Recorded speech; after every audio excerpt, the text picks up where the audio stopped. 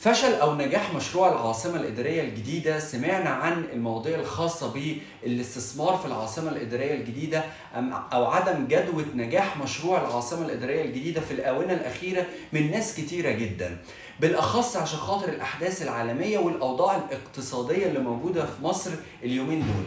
أنا في الفيديو ده عايز أوضح لكم كام نقطة مهمة جدا، أقول لحضراتكم العاصمة الإدارية الجديدة رايحة لفين، وإزاي المستثمرين اللي موجودين في العاصمة الإدارية الجديدة سواء اللي استثمروا قبل كده يطمنوا على أموالهم، أو سواء اللي عايزين يستثمروا في العاصمة الإدارية الجديدة إزاي يطمنوا إن المشروع ماشي بشكل كويس جدا بدون أي مشاكل.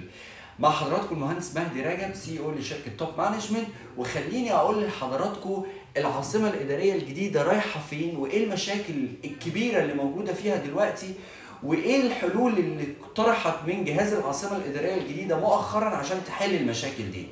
بس مبدئيا كده عايز اقول لحضراتكم على حاجه، الا ان في الاونه الاخيره سمعنا ان في مشاريع مش بتبني في العاصمه الاداريه الجديده، مطورين متاخرين في العاصمه الاداريه الجديده، في ركود في المبيعات في العاصمه الاداريه الجديده، المطورين بيزودوا الاسعار على العملاء اللي اشتروا قبل كده، والاحداث كلها اللي ابتدت من الاشاعات اللي موجوده اليومين دول. عايز اطمن حضراتكم تماما، بس قبل ما ادخل في موضوع العاصمه الاداريه الجديده عايز بس اذكر الناس اللي بره مصر، الناس اللي عايشه بره مصر، لان دول اللي بيسمعوا اكتر، على عكس اللي موجودين جوه مصر بيروحوا يشوفوا بعينيهم فبيطمنوا. في الفيديو ده عايز اقول لحضرتك بالذات الناس العملاء المصريين او الغير المصريين اللي عايشين بره مصر، ان الوضع في مصر بشكل عام افضل بكتير جدا من دول حوالينا. حضرتك مصر دولة ليها موقع استراتيجي مهم جدا، اقرب الدول حواليها مش قادرة تتحمل او مش قادره ان هي تبقى ثابته زي مصر وتعدي الازمات اللي بتحصل حواليها. انت عندك من الجهه الشرقيه ليبيا، وبتمنى ان شاء الله ان للشعب الليبي ان المشاكل اللي عنده تتحل. مصر في احسن حال. لما حضرتك تتوجه لتشوف اللي في سوريا وفي اليمن وفي السودان هتعرف، وفي العراق هتعرف ان مصر هي تعتبر اكتر او من اكتر الدول اللي موجوده في منطقه الشرق الاوسط اللي عندها استقرار امني. في الآونة الأخيرة اهتمت الدولة بشكل كبير جدا في البنية التحتية عشان تعمل عامل جذب للمستثمرين، عشان انتوا عارفين أي مدينة عشان تنجح بيبقى ليها بعض العوامل، وكنت قلتها في فيديوهات قبل كده، من ضمنها شبكة الطرق والمواصلات. ودي الدولة بقالها 5-6 سنين شغالة على الموضوع ده، مش في العاصمة بس وحوالين العاصمة، ونجحت في الموضوع ده وتصنفت من الدول العالمية اللي قدرت في وقت قياسي ان هي تحل مواضيع او تحل ازمه الزحمه اللي موجوده في القاهره بالذات، زي ما قال رئيس الوزراء لما كان بيتكلم على الشركه اليابانيه اللي كانت بتقول مصر محتاجه ولا 30 سنه عشان خاطر تقدر تعمل لها بنيه تحتيه وشبكه مواصلات وطرق حديثه منظمه ما يبقاش فيها اي مشاكل. فمصر تجاوزت الحته دي مع الازمات اللي مرت بيها مصر من كورونا، وحضراتكم عارفين برضو مصر من الدول الثابته، وبسبب السياسه الحكيمه للدوله والسياسه الخارجيه الحكيمه للدوله قدرت ان هي تعدي الصعوبات اللي هي بتقابلنا. فانا عايزكم تطمنوا اطلاقا، الازمه الاقتصاديه دي مش على مصر بس، الغلاء ده مش على مصر بس، موجود بره مصر كتير جدا وفي كل مكان.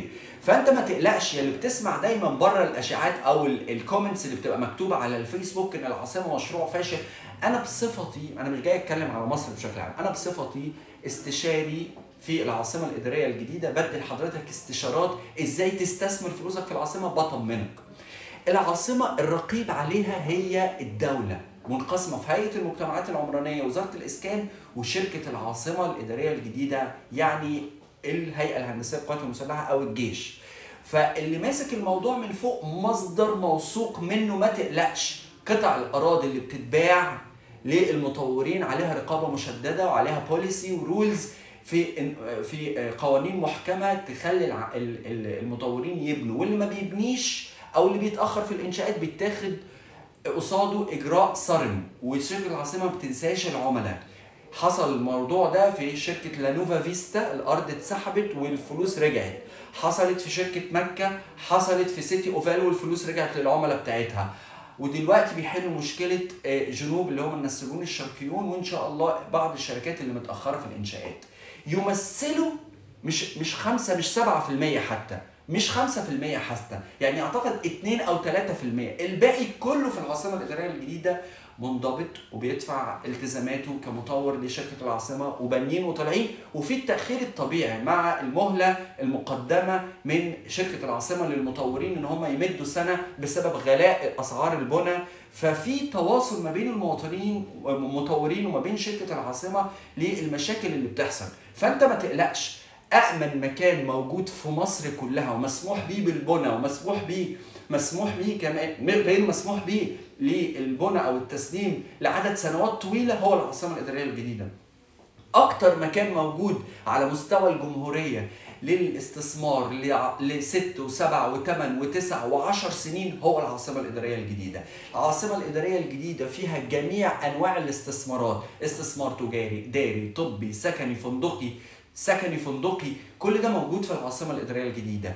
مع ذلك تواجد الدولة اللي خلاص في شهر 3 اللي جاي إن شاء الله الوزارات هتنقل، تواجد الدولة اللي موجود، القصر الرئاسي اللي هيبقى فيه سيادة الرئيس والوزارات بالكامل والحي المالي والبنك المركزي والبورصة وسفارات مصر كلها وناطحات السحاب اللي بنياها وداخله فيها الشركه الصينيه والاستثمارات الغير مصريه الضخمه اللي موجود في العاصمه الاداريه الجديده. ما تقلقوش، انتوا في السيف سايد في العاصمه الاداريه الجديده بالاخص عن اي مكان تاني في مصر بالكامل.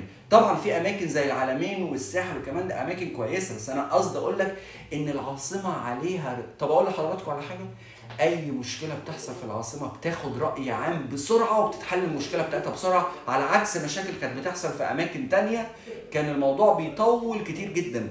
العاصمه الاداريه الجديده لما بيحصل فيها مشكله انت جنبك الناحيه الثانيه السفارات، انت قدامك الوزارات الناحيه الثانيه، ما ينفعش ما تبنيش مش بمزاجك، ولا في حالات نصب ولا حد هرب وخد الفلوس، كل ده مش موجود. واللي مش هيبني هتتاخد الارض وهيخش حد يبني ويخلص، فما تقلقوش ده مش موجود. صدقوني الحالات اللي موجوده في العاصمه كلها ما تتجاوزش الاربع 5 حالات ومنهم 2 اتحلوا. دي نقطه مهمه جدا. عايز اتكلم على الشق الخاص بتشغيل الاموال او استثمارك. العقار اللي اديكوا شايفين الدولار طالع نازل، الذهب طالع نازل، ولازم عشان تجيب دولار وذهب تدفع 100% من ثمنه. انت في العقار بتحط 10% او 20% او 15% من ثمن وحده ب3 او ب4 او ب5 مليون. وبالنسبه للناس اللي بتقبض بالعملات الخارجيه وارتفاع اسعار الدولار، حتى يعني مع التضخم اللي حصل الكفه ما زالت ارجح بالنسبه لك. انت كعميل بره مصر الحق اشتري في الظروف دي لاصطاد، يعني اصطاد ده الوقت اللي انت ما كنتش عارف تشتري قبل كده. دلوقتي الحاجه اللي كنت عايزها اللي ب4 مليون بقت بالنسبه لك كانها بقت ب2 مليون او ب2 مليون 500 على فترات سنوات طويله. انا بس حبيت في الفيديو ده يعني اقول لحضراتكم يعني عشان الفيديو ما يطولش، لان العاصمه ما شاء الله كميه مستثمرين داخلين فيها لا تتخيلوا. حجم الطلب على الاستثمار في العاصمه والله كتر بعد الازمات الاخيره اللي حصلت من اول الحرب الروسيه والاوكرانيه وارتفاع سعر الدولار. كتر حجم المطورين اللي عايزين ياخدوا 2 و3 اراضي و4 اراضي في العاصمه الاداريه الجديده كتر.